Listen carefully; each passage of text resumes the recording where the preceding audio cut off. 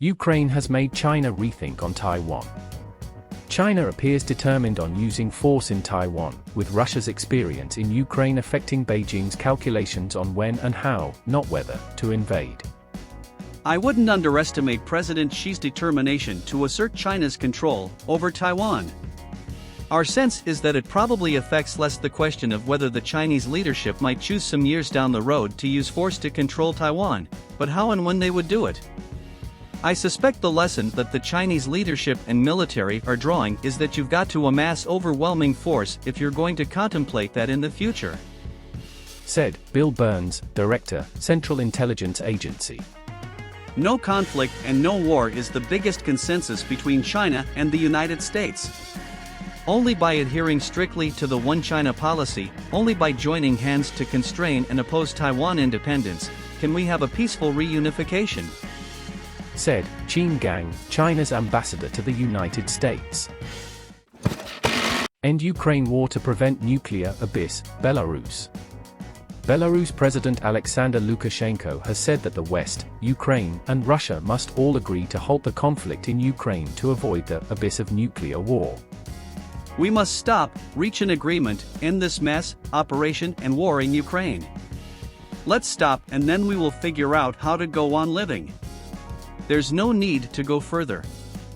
Further lies the abyss of nuclear war. There's no need to go there. Said Alexander Lukashenko, President of Belarus. Ukraine can cause major damage to Russian forces, Zelensky. Ukraine's military has the potential to make gains on the battlefield and inflict major losses on Russia, President Volodymyr Zelensky has said.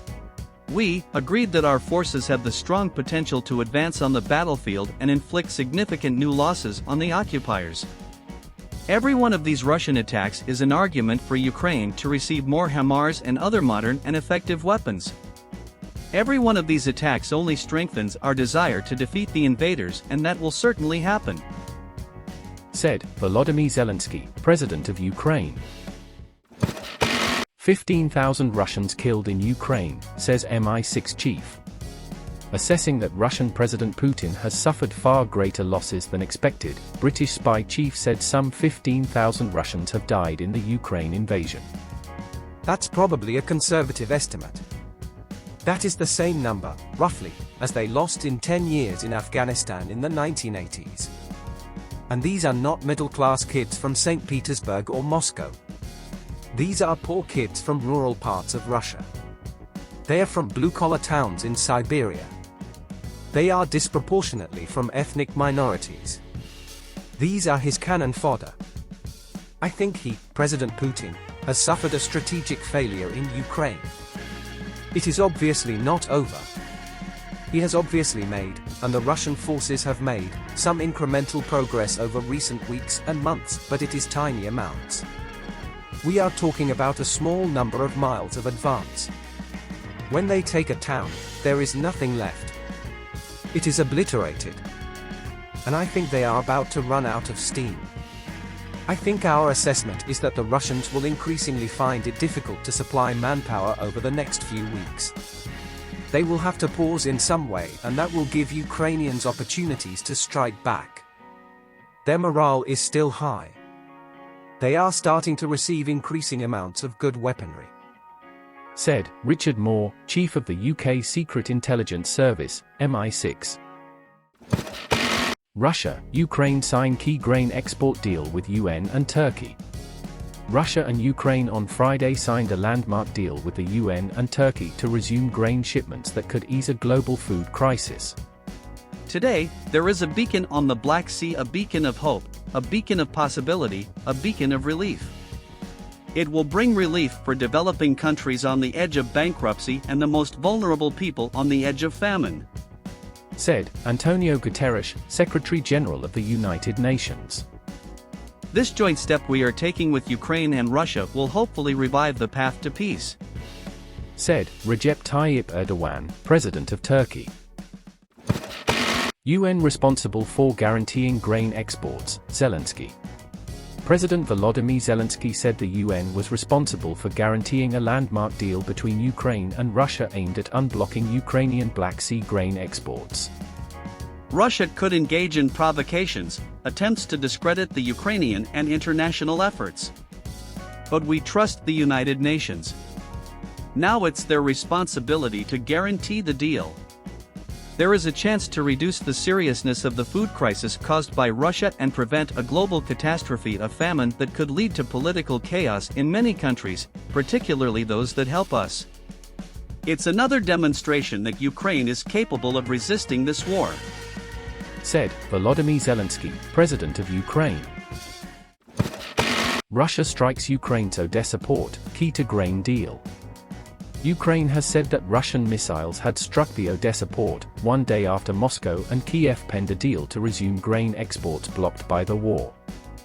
The enemy attacked the Odessa seaport with Kalibr cruise missiles. 2 of the missiles were shot down by air defenses. 2 hit port infrastructure, said Sergei Bratchuk, representative of the Odessa region. The Odessa port was struck specifically where grain shipments were being processed. 2 missiles hit exactly the port infrastructure where, obviously, there was grain, said Yuri Ignat, spokesman for Ukrainian military. UN chief condemns attack on Ukraine's Odessa port. UN Secretary-General Antonio Guterres unequivocally condemned missile attacks on Ukraine's Odessa port that is key to a UN-brokered grain export deal. The Secretary-General unequivocally condemns reported strikes today in the Ukrainian port of Odessa. Full implementation of the deal by the Russian Federation, Ukraine and Turkey is imperative, said Farhan Haq, deputy spokesman to Antonio Guterres, Secretary-General of the United Nations in a statement. Odessa attack is spits in the face of UN, Turkey, says Ukraine. As Russian missiles hit Ukraine's port of Odessa, Ukraine called it a spit in the face of a day-old deal between the warring sides. This proves only one thing: no matter what Russia says and promises, it will find ways not to implement it, said Volodymyr Zelensky, president of Ukraine. Striking a target crucial for grain export a day after the signature of the Istanbul Agreements is particularly reprehensible and again demonstrates Russia's total disregard for international law and commitments, said Josep Borrell, High Representative of the European Union for Foreign Affairs and Security Policy. Nothing to do with strike on Odessa port, says Russia. Turkey's defense minister has said that Russian officials have told Ankara that Moscow had nothing to do with strikes on Ukraine's Odessa port. In our contact with Russia, the Russians told us that they had absolutely nothing to do with this attack, and that they were examining the issue very closely and in detail. The fact that such an incident took place right after the agreement we made yesterday really worried us, said Hulusi Akar, Minister of National Defense of Turkey in a statement. Russia says strike on Odessa port hit military targets. After telling Turkey it has nothing to do with the strike on Odessa port, Russia said its missiles destroyed a Ukrainian warship and weapons. High-precision, long-range missiles launched from the sea destroyed a docked Ukrainian warship and a stockpile of anti-ship missiles delivered by the United States to the Kiev regime. A Ukrainian army repair and upgrade plant has also been put out of order, said statement by Defense Ministry of Russia. Strike cast doubt over Russia-Ukraine grain export deal, US. The US condemned the Russian missile attack on Odessa port, saying it cast serious doubt on Russia's commitment to a grain export deal. This attack casts serious doubt on the credibility of Russia's commitment to yesterday's deal and undermines the work of the UN, Turkey, and Ukraine to get critical food to world markets, said Antony Blinken, Secretary of State of the United States. After missile strike, Ukraine works to resume grain exports. Ukraine pressed ahead with efforts to restart grain exports from Black Sea ports after a missile attack on Odessa raised doubts on Russian commitment. We continue technical preparations for the launch of exports of agricultural products from our ports, said Oleksandr Kubrakov, Minister of Infrastructure of Ukraine. Ukraine expects first grain shipment this week. Ukraine said it hoped to ease global food shortages by resuming grain exports from the Black Sea region expected to start this week. We believe that over the next 24 hours we will be ready to work to resume exports from our ports.